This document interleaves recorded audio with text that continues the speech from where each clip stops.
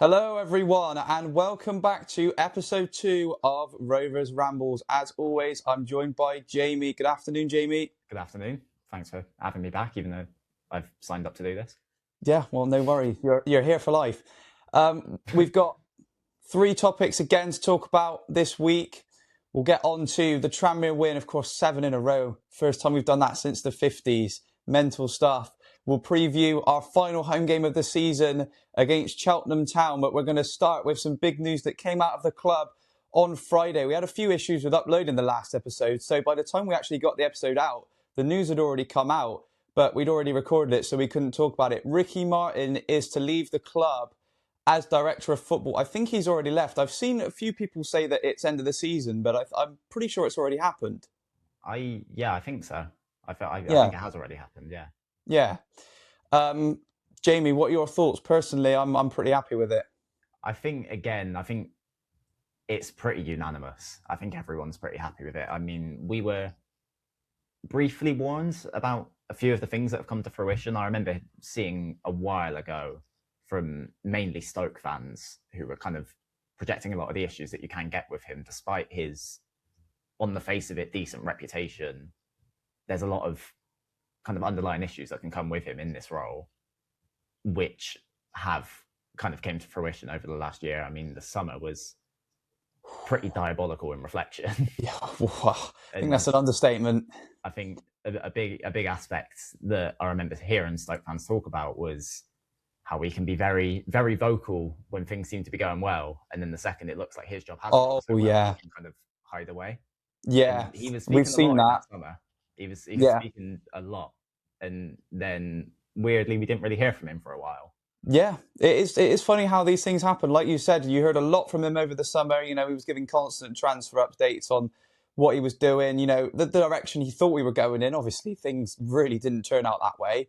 And, coincidentally, the moment everything goes to pot, I think we've heard one transfer update from him since. And that was at the end of Something like that. February when coincidentally things started getting a bit decent again.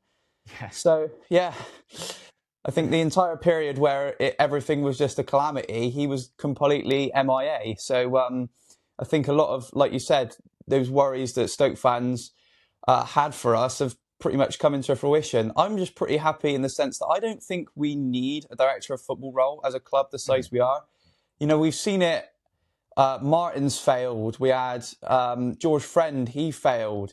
Even going a bit further back, we had Tommy Widrington as director of football during that COVID season, and that was a failure and a half. So, oh yeah. for whatever reason, I think there is a room for director of footballs in football, but just for some reason it just doesn't work at Rovers, and we've seen it again with Ricky. I think there's definitely it almost can depend on the manager. I feel like there's some managers who might need it, who Yeah. you'd maybe not necessarily trust, but Steve Evans isn't one of them. Oh He no, knows he absolutely knows not. what he wants, and he knows how to get what he wants, and you've kind of just got to give him the liberty to do that. I think Yeah. there's maybe places, well, there's maybe managers that we've had in, well, head coaches that we've had in the past couple of years who you could maybe think if they were given a bit longer, that a director of football could have been of benefit to them. I'm thinking someone like Calderon maybe could have benefited from that kind of system, but the way that we're set up now, I really don't see a world where it's of any sort of benefit to us anymore, and I'm glad it is looking like we are moving away from it altogether. No, and especially like you said, with the fact that we've got someone like Steve In, who he's just a very old school like manager, isn't he? There's like a big difference now. Whether it's a manager or a head coach, we're one of the very few clubs. Of course, we went away from it for a while, but now we're one of the very few clubs that have a manager on its own. And it always seems that whenever we've got just a manager, it works a lot better. Especially if we pick the right one. To be fair, like obviously, we're not going to talk about all the controversy around him as a person, but Joey Barton, when he was at the club, he was just the manager after Widrington, and obviously Yeah, Widrington was a huge failure, and then Joey takes full control. And to be fair, he got us up into League One. We weren't it's amazing in League One, but we were solid, consolidated in League One, and it's which is hard to obviously ever, not the case just on that, now. it's hard to ever attribute any of our shortcomings under Joey down to the incomings. We always felt like the windows were pretty good all round. I remember even when we Yeah, first went back up to League One, on the face of it, I thought that first transfer window was unbelievable. Or Mm. was it? Am I thinking of the second one? You might be thinking of 23-24 because we signed The like second one, Wilson. yeah. And, yeah, When Bogard came back in, because that was yeah, for me at the yeah, time the yeah. highlight. And I think all round, I was very, very happy with the way that things were working back then. And it felt like there were definitely a lot of other factors that came into play for why that didn't necessarily work out, that I wouldn't necessarily put down to that whole system, if you know what I mean. No, yeah. I think it was just the sort of nature of who we had as the manager. And then obviously we appoint Matt Taylor, who's not like, he's got a place, but I don't think it was the right appointment. It just didn't work with us. In hindsight. And then obviously the director of football came in and then things fell apart. And I think that is just sums up our relationship with the director of football. It just doesn't work with us.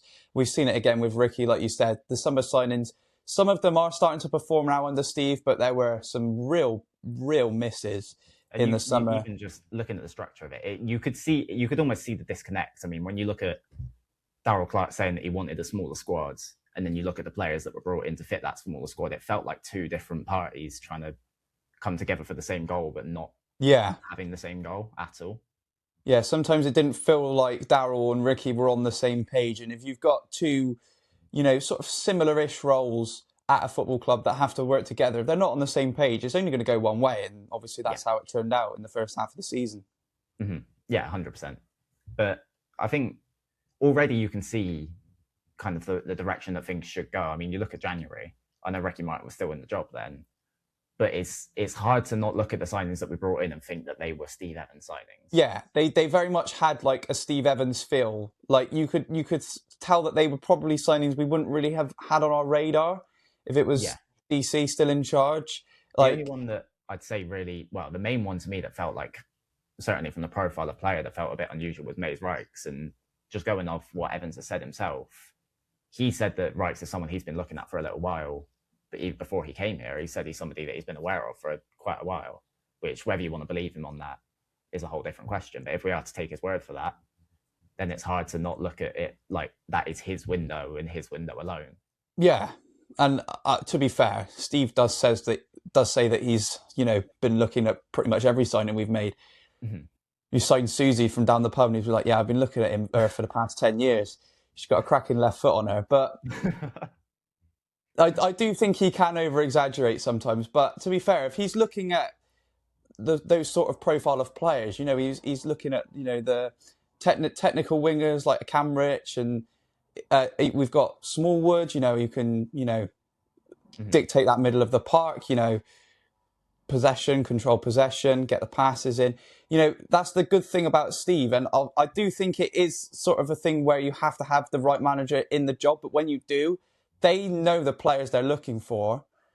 And he's been able to identify very much different styles of players that will all fit into the same system. Yeah. And you don't need a director of football to do that when your manager is competent enough to do that himself.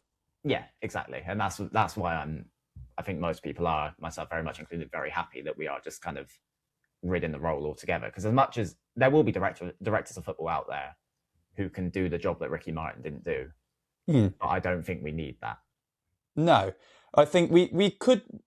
I get what you mean. We could succeed with a director of football, but equally we don't have to have one to succeed. So why waste resources on a position that's sort of useless for us? It's an overcomplication that we don't need to. Yeah, it is. To bring in. And especially when, the size of the club we're in League Two.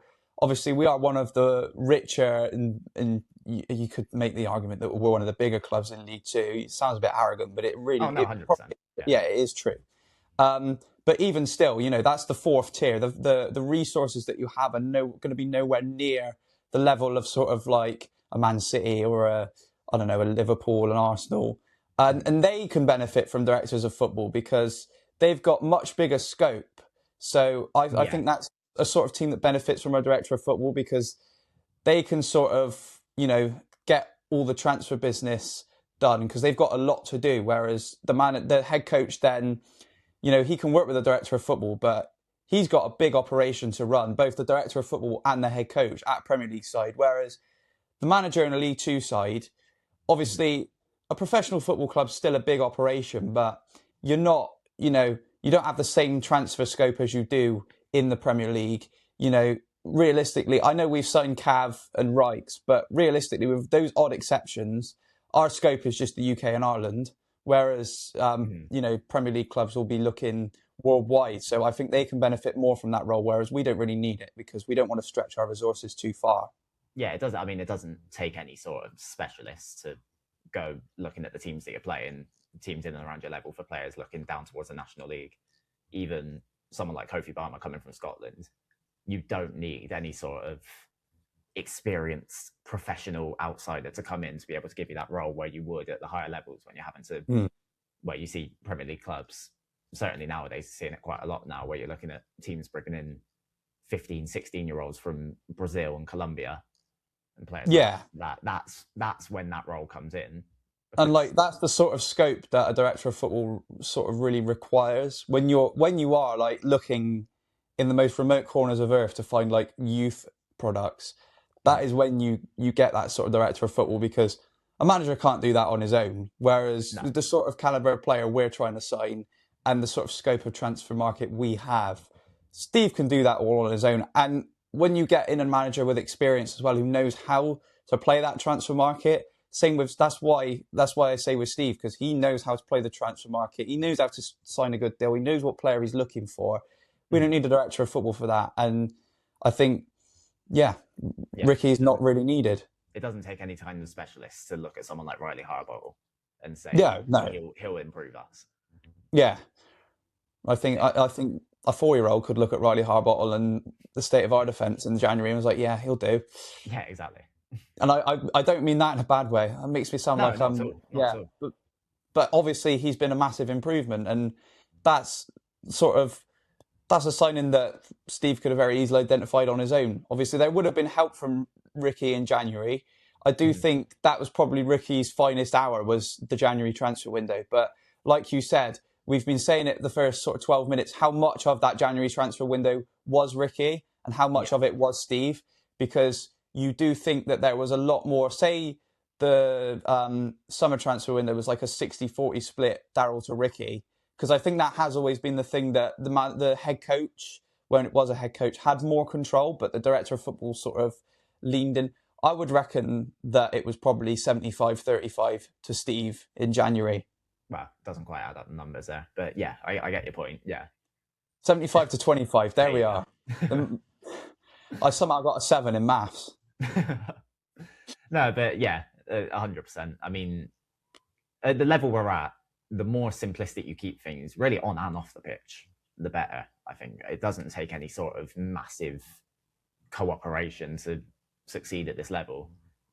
You can keep things very, very basic, which we have. I mean, when you look at the names that we've brought in, someone like Richie Smallwood is very on the face, is very like, he's experienced, he's simple, he'll do. Yeah. And he has done very well. Probably being slightly harsh to him to just say he'll do with the job that he has done. Well, it's like Harbottle. We're saying these players will do. They've been very good. They've improved. But you sort of, when you look at a sales pitch of what they would bring to the club, it's quite a dry one. And that doesn't obviously reflect on them as players, but it just means that the sort of role that you're looking for them to play is very simple compared to all the stuff that goes on in the Premier League. I don't even want to talk about it, because some of the roles that people have these days are just, you know, ridiculous. But that's what I mean, just sort of a simple player. And stuff like that. Yeah, like a simple player, like even like a Kofi Balmer. His role is just, you know, come in, steady the ship at centre-back. He's done a very good job at that. And we've also got the bonus of a long throw. It's a very simple sort of skill set, but it's a very effective one for what we need. And we don't need to look that far for that type of skill set to build a good squad in this league. And I think that is probably one of the big reasons why Ricky has gone. I also think it's good, and I don't think the owners can be completely free from criticism yet, but I think it is good they are finally starting to learn from their mistakes. Oh, 100%. Like we've seen with Steve coming in, you know, they've made some pretty shocking appointments over the last 2 years since they've come in. But Steve was the absolute perfect appointment at the time. And, you know, they've done, everything they can to keep him on. That's another thing they've done. And then they've got rid of Ricky. They're learning and improving. And I think this is sort of a culmination of that, in sort of recognizing we don't need him here. We can progress without him. Let's get rid of him. And obviously, this doesn't mean they're still absolved from any blame. There's still a lot of blame for them to take for the situation we're in. But it does seem like they are heading us in the right direction. They're learning. I mean, in an ideal world, you don't want your owners to be learning on the job. But no. At the same time, that's the situation we're in, and it's pointless to go back and forth arguing about things that have happened over the last year. We need to be looking forward. And at the moment, the stuff they're doing right now is going to help us moving forward. Yeah, exactly. And we have to just look at it as that, I believe. I know there are people that will have their grievances, and they're obviously within their right to have that. But for me personally, I'm just looking forward now, which I think is the way that things should be handled. Yeah, definitely. Obviously, they've had their wrongs, and plenty of them over the 2 years they've been here. But you do get that sense that everything in the club is moving forward now. And I think that's the sort of key thing we have to take. We can look at the past, see what's gone wrong. And obviously there's a lot that's gone wrong, and they can't be absolved from that. But at the end of the day, if you sit and sulk about what's gone wrong, you're never going to move forward as a club. You've got to go in with that positive outlook. And I think that is sort of how things are trending at the club. Yeah. Oh, yeah, 100%. I mean, it's both in the positive and negative, where you can't sit and get strung up on the past successes that you've had. I mean, you look at someone like Leicester and you feel like they've almost fallen into that trap recently. Yeah. Oh, yeah. But then equally, you can't just sit there and be like, oh, things were bad back then, we're doomed. Yeah. Every next step is the next step, as stupid as that sounds to say out loud. No, I get what you mean. Yeah. You don't want to mull on the past, be it positive or negative, because you've got a future to build, and you want to make sure that is the most positive future for the club. Yeah. 100%. Well, that's the Ricky Martin talk then. I think we're pretty unanimous that it's the right decision and that this club doesn't really need a director of football. We'll move on now to Tranmere. Wow. What a day. Yeah. What a day. 2-1 win. It was a slightly nervy one. I did think there were a few periods in that game where I thought, God, are Tranmere actually going to get something from this? But we got the win, 2-1. First time we've won 7 games in a row since 1953. That is 73 years ago. I don't know if any of you watched my TikToks. I said this on there. None of my grandparents were born back then. Yeah. My oldest one was born in 55. So this run that we're on now is the best run that any person in my family past my grandparents have seen. Yeah, well, I've got a few that just about made it, but yeah, it's pretty remarkable when you say it like that. I mean, it's pretty remarkable anyway you say it, isn't it? Well, yeah, it's absolutely mental. I think it sums up Rovers this season. I saw this. You've probably seen the screenshot. The Wikipedia, yeah. The Wikipedia, yeah.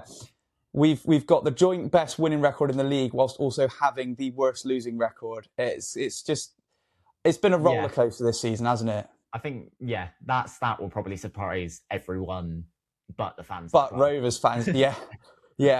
This isn't anything new. But again, how much do we want to mull over the past? I know we can sit here and say, where would we have been if we didn't have that run, looking at us now. But equally, there's a next season, and everything that's happening now is coming at the right time to feed into the next season. I think that's the best thing about how we're playing now, is that we're just looking so good, and that can only be a good thing for next season. Obviously, ideally, we'd probably want this to be a 60-game season, so we'd have a bit more time to get towards the playoffs. But obviously, that's not how football works. It's 46-game season. You can't change that. But we can build the momentum for next season, which we seem to be doing. And what I'm most glad about is that we haven't taken our feet off the gas at all, pardon the pun, since we were confirmed safe. That was my one worry I had. I didn't, obviously, you knew we were safe after the Fleetwood game. I didn't realise it until Harrogate because of the maths with Newport and Barrow. Yeah. I was worried then. I think, what was the next game after that? Crawley?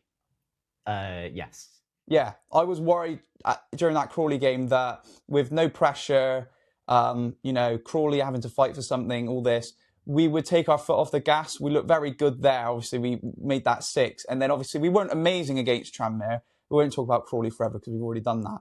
But we're finding ways to win, and we're not taking, we're not playing amazingly the whole time, but we're not like rolling over and giving teams results because we're safe. We don't look like we're on the beach, even though we technically are, which is good.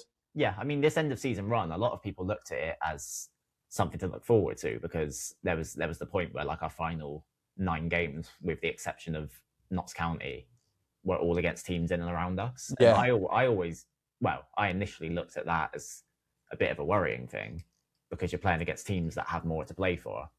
But exactly as you've said then, we found a way to get it done. I mean, Harrogate, I don't know if you remember this, I was extremely worried for that game. Yeah, I remember you saying, as a team that would have so much more fight in them than we would. And initially that looked like it was the case with the first maybe 25 minutes of that game. And then you see we come back and we find a way to get it done. And then Tranmere, there's a little bit of a lull for that first half, but we find a way to get it done again. And it's just really good to see, because of how rare it's been to see from us for so long. Yeah, it's just nice, because the games that we are winning now, we would 100% have, if not, I think Tranmere would have been one of those where earlier in the season, if we don't lose it, we don't win it either. It would probably have been a 1-1. That goal goes in. We'll get onto all this, but I want to talk specifically about Tranmere's goal, because I think that goal goes in a couple of months ago. It was really poor, mind. The cross, letting him get it in was pretty poor, and then having no one on him. But we'll get onto that. The fact that they scored that goal, we just got on top. They looked like they were starting to fall apart. Some of the mistakes they were making. I said this to you. I was there with you on Saturday. I was saying, I remember distinctly Finley misplaced a pass. It was terrible. It went out of play for a throw. And I was like, they're falling apart here. They're starting to make mistakes. I reckon we'd run away with this now. And then, 7 minutes later, we give them an easy goal. Stuff like that earlier in the season would have caused us to fall apart. We would have capitulated from there. But we've got that resilience now to get back into a game, even when the cards, look like they're stacked against us a little bit. And we did that on Saturday, obviously. Yeah, I mean, it was a really strange one to kind of watch play out, because it was really we weren't necessarily, I don't know if I'd say second best, because it wasn't like Tranmere offered a whole lot, but we weren't really up for it until after we scored. And then it was once we were 1-0 up, then we went in the ascendancy, and then that was when they pegged us back.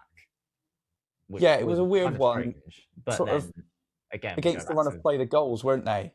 Yeah, but then the goals were sort of to the resilience. We didn't lose it. We didn't then let our heads drop when they've kind of given us what was a bit of a sucker punch at the time. We then still were able to just take it up another little gear, enough to get the job done against an admittedly poor side. Yeah, I mean, we've just got that sort of toughness about us now, which hasn't been there for a solid 2 or 3 years. Like you said, it was a real sucker punch, the goal. Obviously, not having anything, but still the fact that we, like you said, pretty much the first, I'd say all the goals, to be fair, but especially the first 2 were against the run of play. We didn't look like completely hopeless, but Tranmere probably were slightly the better side until we scored. And then when we scored, we were the better side, but gave up a silly goal. But, if that had happened a couple of months ago, we get a goal against the run of play, and then we're the better side but concede, we'd be like, oh my God.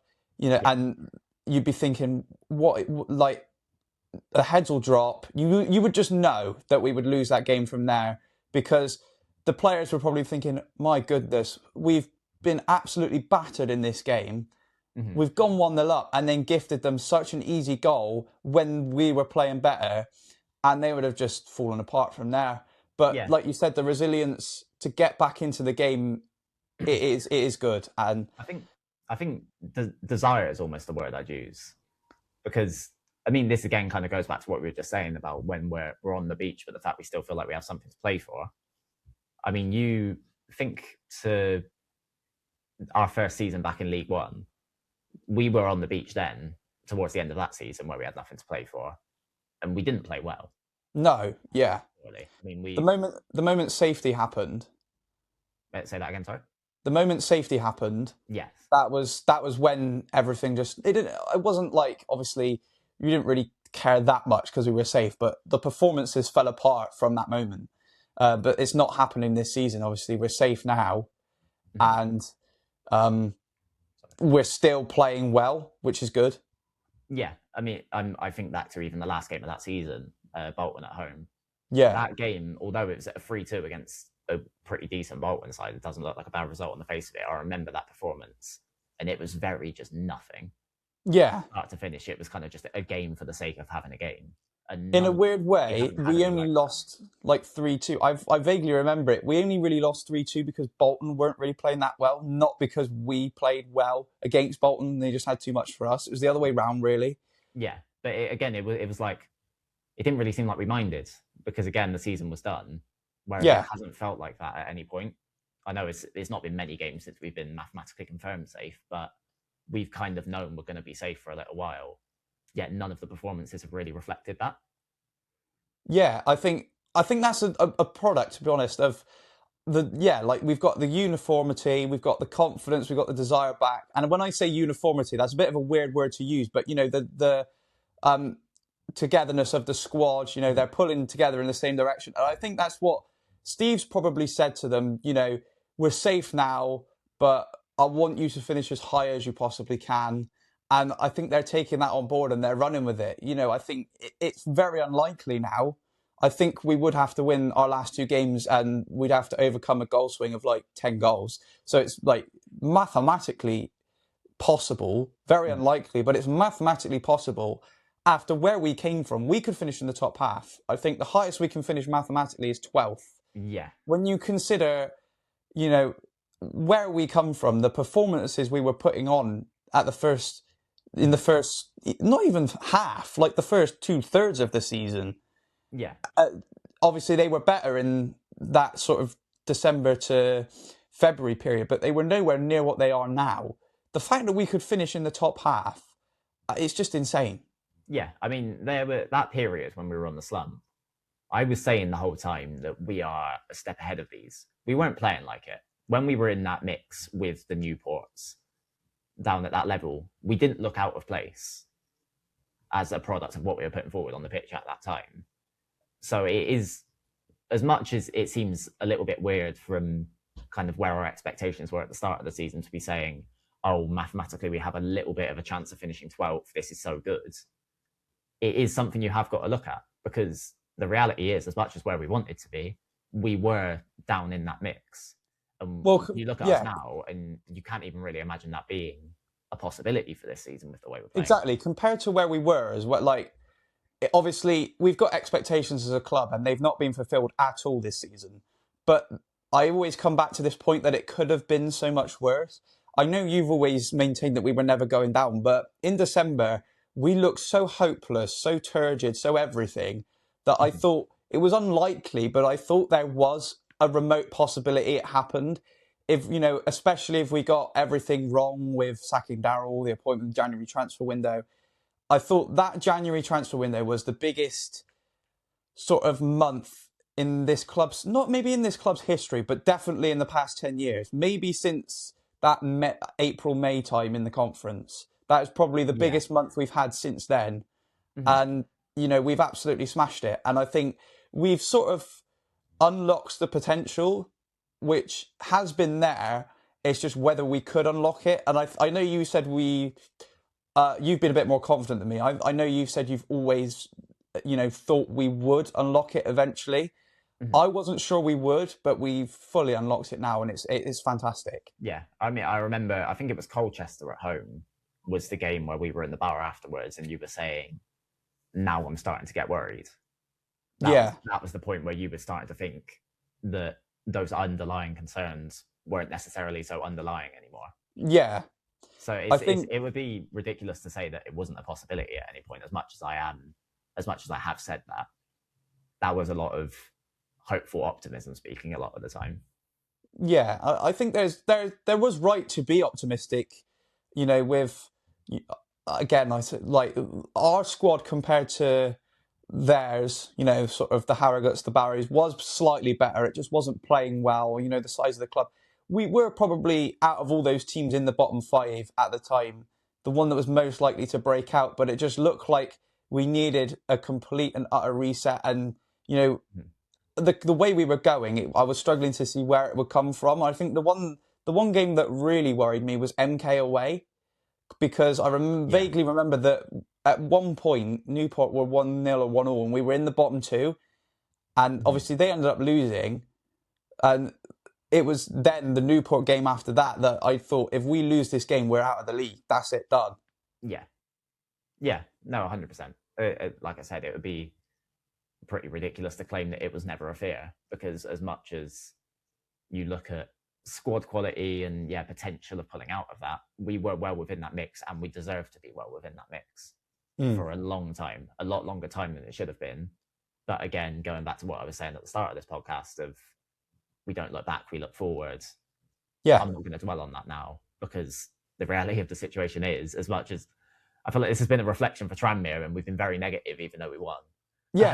But the reality is we're looking forward and things are pretty blatantly on the up now.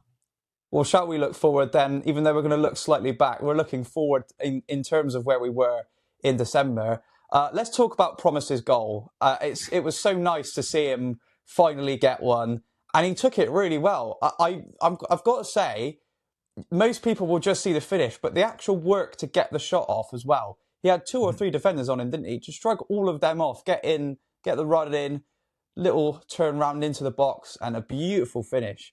It was very nice to see. Also, I don't know if he meant it, but good ball from Brad as well. Yeah, really good. Quickly, when you said move on then, I thought you were about to move on to Cheltenham.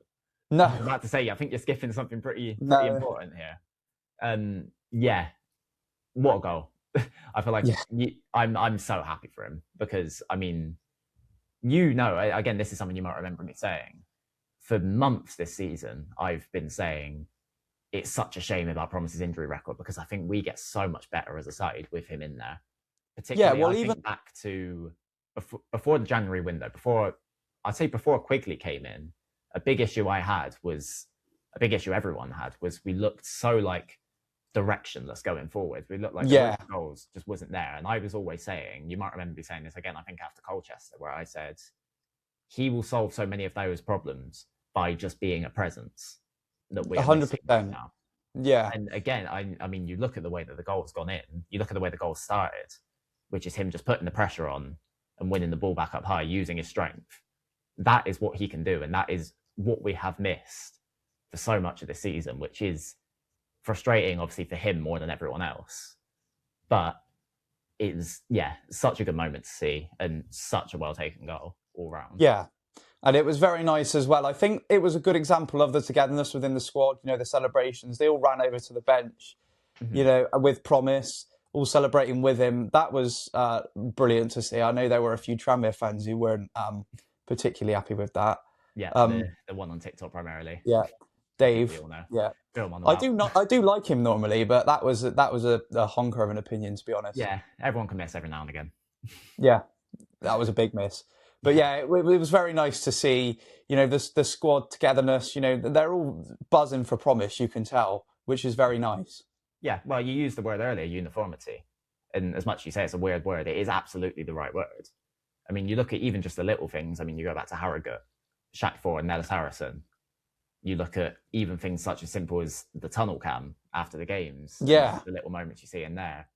Everything just feels tighter knitted now. When you think that this is the same season where we had Ruel Satiru offering fans out in the car park. Don't.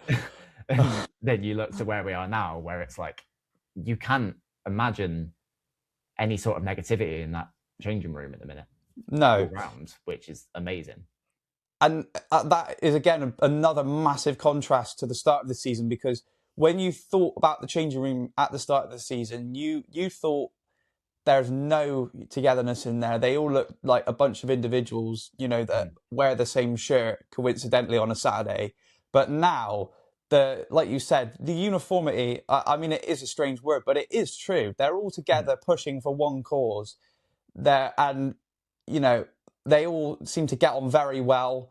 Like there's, you know, even like the characters that I thought would never integrate back into the dressing room. Like we talk about it a lot, but Shaq Ford, because like the transformation has been ridiculous. Like, Yeah. it sounds like we bang on about his change a lot, but because the change has been absolutely spectacular compared to where he was, you know, at the start of the season, Mola, people like that.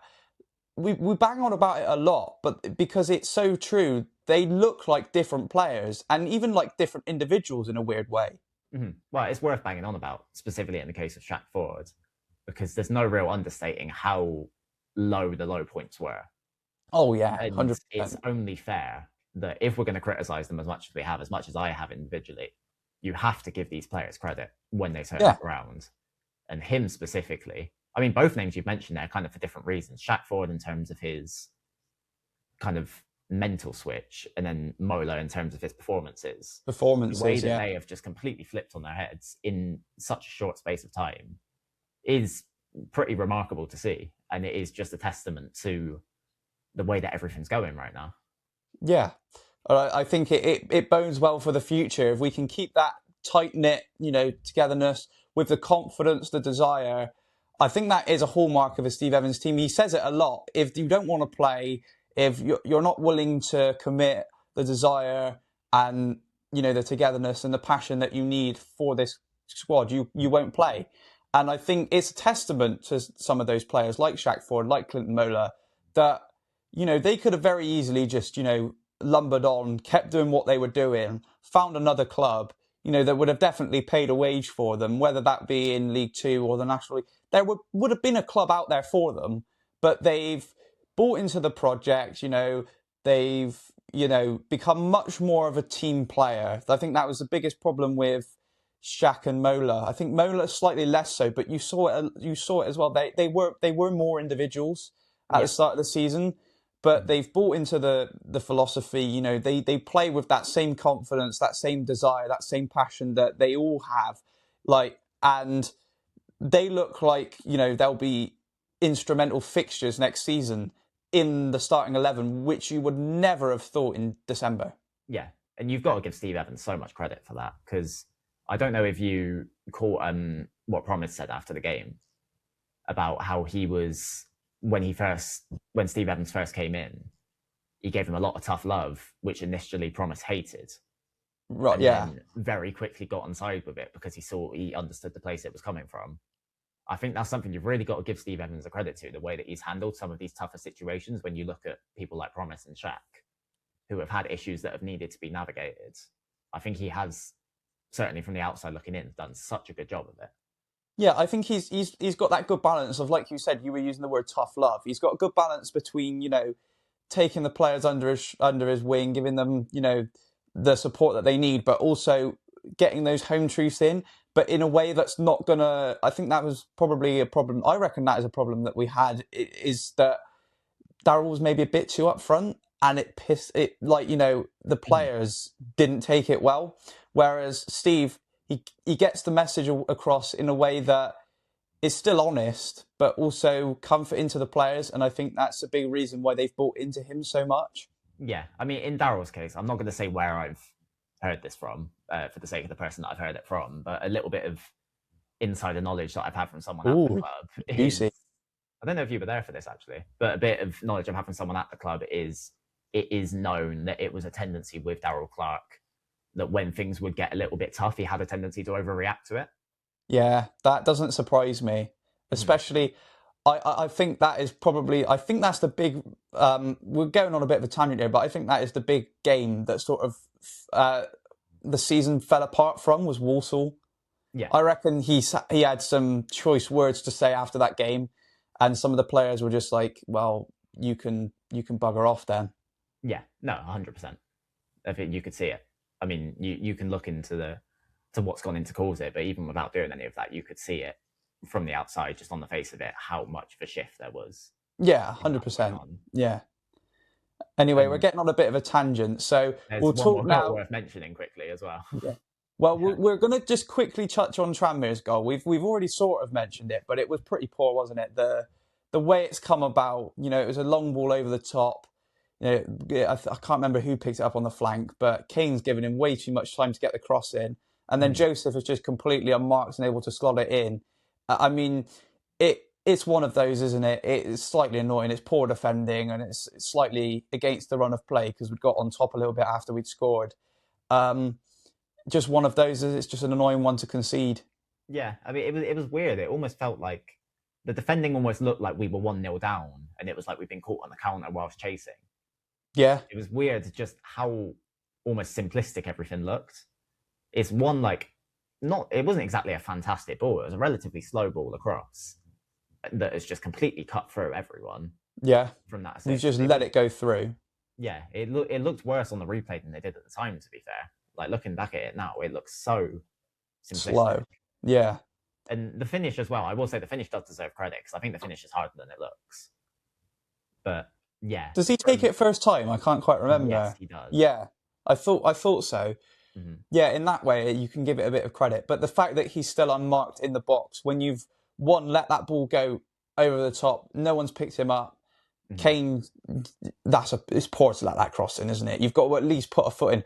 If you put a foot in and the cross comes in and it gets across, fine. At least you've made an attempt. But he just stood still, didn't he? From what I can remember. Yeah. I mean, I don't want to beat into him too much, but if you are going to look at a negative from that game, it was his performance overall. He seemed like he stood out for the wrong reasons, and that was the big kind of crowning moment of it. Yeah.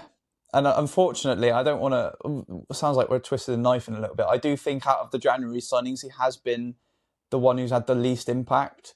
Yeah, 100%. I still think there's a player there, but I think he's a player that needs work. Yeah, I agree. I agree. In a position to give him here. Yeah, I think he's better off going back to MK, and then whether they keep him on, probably not, because they'll be going up to League One. But there's probably a club in League Two who can... Or even in the National League, if he wants to drop down that far, that have the right... Probably more National League, top-end National League. That have the right tools to develop a player like that. But I just think, I agree with you. I think there is a player in there, but I just don't think he's our player. Yeah. No, I'd agree. I think most people would agree with that at this stage. Yeah. I tried to hold out some hope for him. I mean, when he had that 2-game stretch of particularly that second half at Gillingham and then the Swindon performance... that was a little bit of a showing of what is there. Which is why I still do feel there is a player there, but we're in a position where we need to be looking forwards, and we almost can't facilitate that anymore. And we just haven't seen enough of it at the moment to warrant, keeping him on in the summer. Yeah, exactly. Yeah. And then obviously it looks like things might be getting a bit worse for us. I think I was specifically thinking at the time, I thought it would finish 1-1, but if there was anyone who would win the game, it'd be Tranmere, because they got back in the ascendancy. But as is happening so often recently, we found that moment. I think it was the 84th minute. It was a pretty good ball to find Shaq, and then an even better one to find Yusuf. And, Yusuf does what Yusuf does, gets a run in at the defenders, takes them on, cuts inside, lovely finish into the bottom corner, 2-1, Bosch. 7 wins in a row. Yeah, I mean, I know you'll remember me predicting it perfectly. I take a lot of pleasure in my correct predictions. That's one of the ones I'm not going to claim too much credit on, me saying, he's going to cut in and shoot on his left foot. Because how many times have we seen it? True, yeah.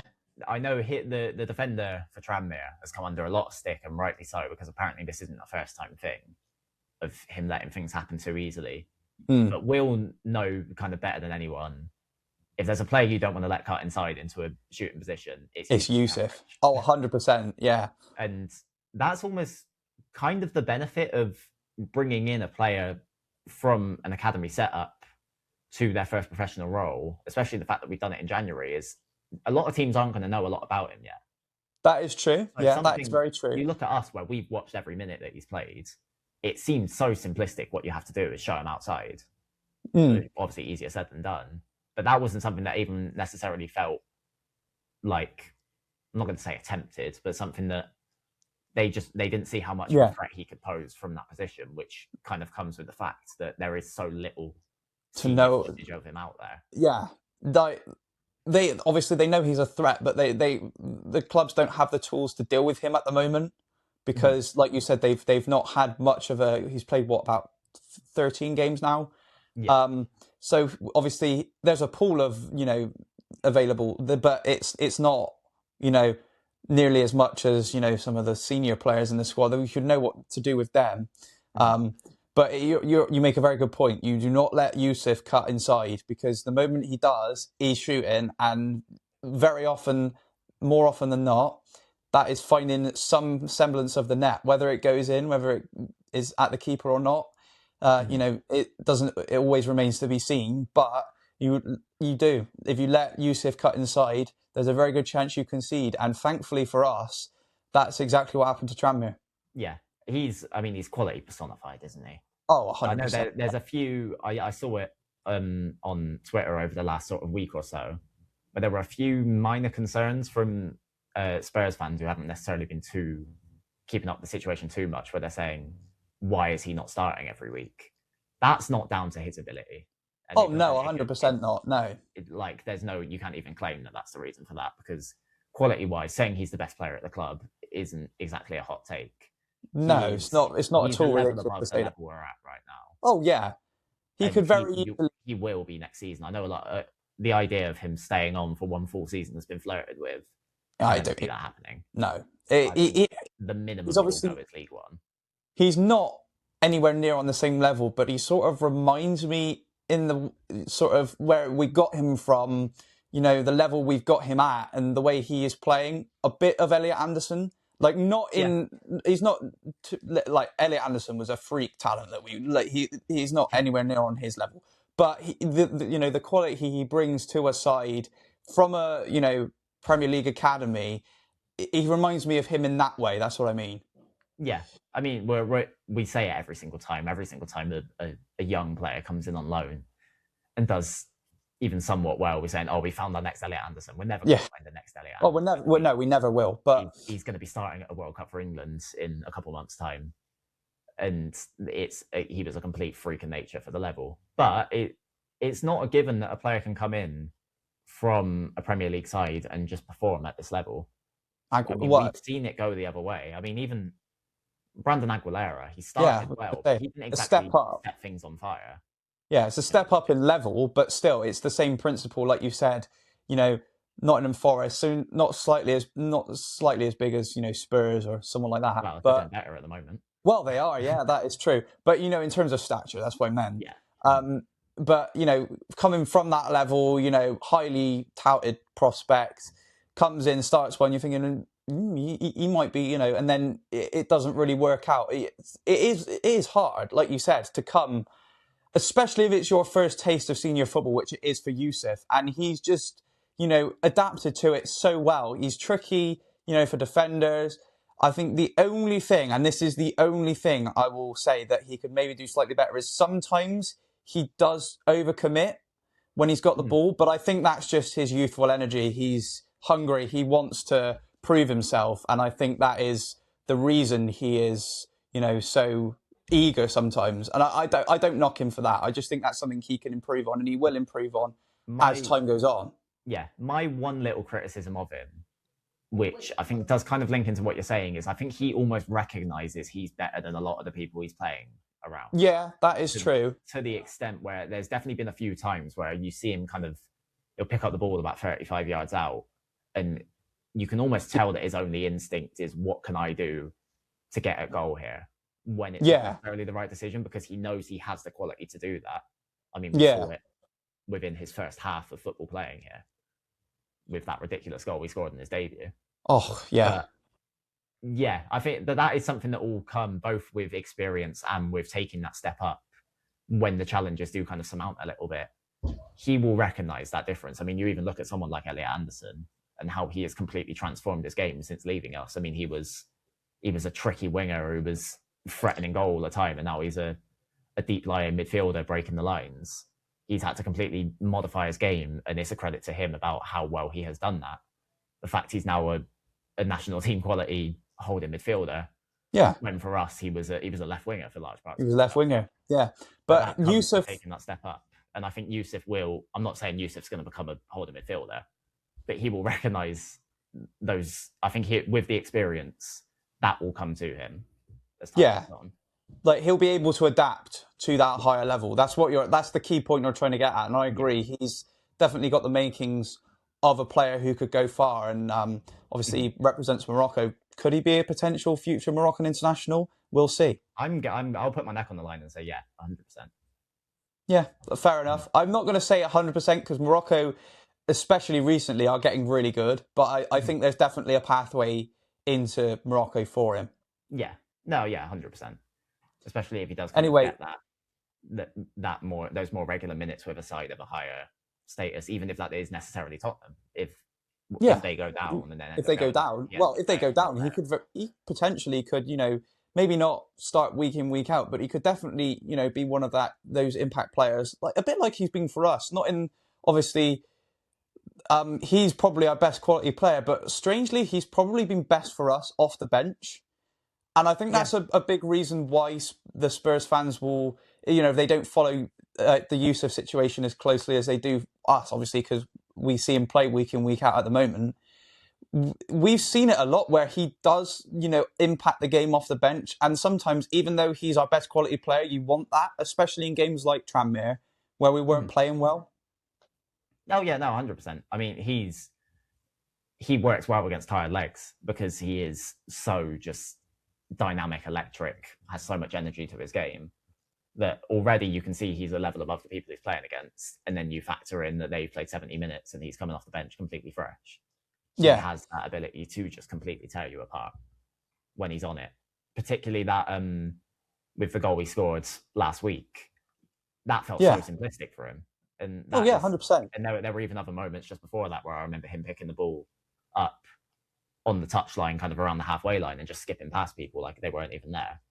Yeah, that's the quality he holds, especially in that kind of situation of the game, which he can definitely carry forward to a higher level. And it's not simplistic at all. That's the thing. That sort of play is not simplistic at all, but he makes it look so easy. And that is when a player can play like that and just make it look easy on the eye, that's when you know they're good. Yeah. Oh, yeah, 100%. Anyway, we've done enough talking about Tranmere now. A very good result, obviously, but we want to make it 8 in a row. We want to make sure we don't share that highest win streak Wikipedia article with Bromley. And we want to make it 8 in a row against Cheltenham on Saturday. Of course, our last home game of the season. And, I was slightly worried about this one. I still thought we were going to at least get a draw. But, with how Cheltenham were playing the last couple of weeks, I was slightly worried. But I'm starting to become more confident that Tranmere loss for them on Tuesday. Cheers, Tranmere, by the way. You've been very helpful for us over the last couple of days. Give us 3 points and then take 3 off Cheltenham. From what I heard from the Cheltenham fans, I don't keep up with Cheltenham loads, mostly just for Hutch. But from what I've heard, they really don't have a midfield. Obviously, Hutch can't play for them on Saturday because he's on loan from us. Same situation with Smallwood, you know the drill. And I think their other midfielder is out injured at the moment. So from what I can tell, they don't really have a midfield. So I think the combination of that and how poorly they played on yesterday, they were 1-0 up at half time, but from what I can tell, the second half was really bad. I think that might fester, and I think we have got a very good opportunity as long as we keep playing to the levels we are. Yeah, and we've got the players to punish that midfield as well. Oh, yeah, 100%. In those advanced areas. The fact that we're in League Two and our options in that number 10 role are Yusuf Akamara, Shaq Ford and Tommy Lee is ridiculous. Exactly. And if you're someone who can't cope with that, which there aren't many that can cope with that, it's only really going to go one way, you feel. Yeah, you would really like to think. I think the one thing that you can say for Cheltenham is they will probably be up for this quite a lot. I think the fact that I don't really see this as a derby, right? I've seen a lot of people floating around that this is, it's derby day, all this. It's not a derby. I know they're close, but I think it's more one-sided. I think Cheltenham fans, if you ask Cheltenham fans if it's a derby, they'd be like, yeah, it probably is, but we don't care. Well, they might say the opposite. They might be thinking that it's heavily pushed from our side. It's a weird one. Yeah. it's one of those. It's not a derby. It's not even really a rivalry. It's just a bit odd. Yeah, it's strange. I think it's the locality, and to be honest, it's the Hutch situation. I think Yeah, it has really sort of fired it up a bit more. I think obviously, you want that sort of local West Country pride when you play a team like Cheltenham anyway. But that's sort of like secondary to just getting the result. yeah, It's especially when you compare it to playing teams like Swindon or even obviously I know it never happens, but like City. But then with Cheltenham, it's just sort of one of them that they're local. You just want to get the result, but then it's nice that they're local. But I think with the Hutch situation, that has sort of really fired the coals up a little bit. yeah. Oh yeah, no, 100%. It would be impossible to say it's not. I mean, I'm happy to admit that I've been one of those who's been somewhat hate watching them over the last few months, specifically because of that situation, and particularly how kind of over the top a lot of their fan base has been in our direction because of it all. Yeah. Well, I think it's just the amount of stick that they've given us over this year, especially when we were doing bad, and now all we need on Saturday is a point and we finished above them. I want us to win, but if we even just get that point and finish above them, that would make me so happy with all they've been giving us this year. It would just be absolutely amazing. Yeah. And I think something worth mentioning as well coming into this game is, for what is on the face of it a dead rubber, again, second to last game of the season, neither team's got anything to play for. It's looking pretty likely that both the home and away end is going to be sold out. Yeah, that is very true. Yeah. By the time you're listening to this, it might have already. I mean, I know it has already happened in our case, and we've just released more. Yeah, I was about to say. I don't know. I was going to say if you'd seen that. Yeah, we had sold out, but they've the safety group have done some finagling, and we've got some more tickets. So if there's any gas heads who missed out, now you can. Mind you, by the time I get this up, they might have already sold out again. But if they haven't, yeah. But yeah, I remember hearing recently that also Cheltenham are looking to potentially take over 1,000 to us. Yeah. It's going to be a huge occasion considering. It's going to be a big one. Yeah. Well, I think that just sums up without wanting to. It just shows how big this club can be. The fact that we're 15th in League Two, we've been safe for about 2 or 3 weeks, and we've got a dead rubber game. All right, it is our last home game of the season, but it's still a dead rubber game. Against another team that have nothing to play for. And we could very easily get 10,000 again. I mean, I saw someone say it on Twitter. I mean, this club has such untapped potential if someone can unlock it. Yeah.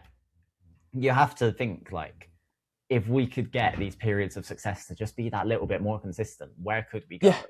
Because 100%, yeah. What a good environment can breed at this club, and what we have seen it breed at this club in short spells over the last 5-10 years is pretty special. Yeah. For the level. We just cannot consistently keep that good environment, something always happens that gets us into a lull. And that's why we keep, battling around between always. League One and League Two. Yeah. And I mean, again, if you want to talk about that good environment, from the 80th minute, there's going to be another one added to that attendance. There is going to be another one added to that attendance. Yeah, that's very right. I completely forgot about that. Yeah. If by some miracle, most of the Rovers fans will know this. If by some miracle you don't, or if there's any Cheltenham fans who are listening to this for the Rovers side of things, Steve Evans on the 80th minute has said he's going into the Thatcher's End, and I can't wait for that. Yeah, I'm that's going to be brilliant. I'm missing it. Pretty is an understatement. I'm very gutted I'm missing it. Yeah. No, I'm very happy I'm going to be there, because that'll be class.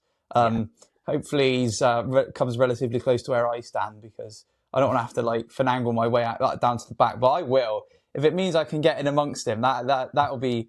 And I think that just shows as well his commitment to Rovers. I think he said it as well, that the fans are a big reason he decided to stay on. And I think, we're showing that, we're repaying that faith in him. And, the dynamic's working well both ways. He seems to have a lot of faith in us, and where we can take, obviously we can't do anything on the footballing side, but we can be that 12 man to carry the team forward. We've got a big part to play, even though we don't directly influence what happens on the pitch.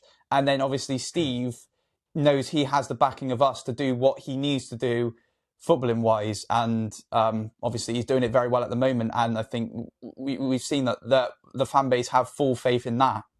Yeah, I mean, the way I'm looking right now, I think the start of next season is going to be pretty special when you look at the environment that's here now. I'm thinking if our first game of next season is at home, I think we're going to see an atmosphere and a crowd there that you do not often see. Yeah, definitely, 100%. I agree with you there. I think, and especially if we start well, I think that's the thing we need to do. If we can start well, those sort of home games in October and November could be very special. Confidence breeds confidence. Confident, 100%. Yeah, you've seen it. We can really see that. Yeah, you've already seen it this season with, it started off slow with getting those odd wins that sort of, we didn't build on them particularly, but then we get that run together, and now we're just rolling from strength to strength to strength, and I think that's something we need to be looking to take forward into next season. Yeah, 100%. Anyway, before we end off, we'll just get your predictions for Cheltenham then.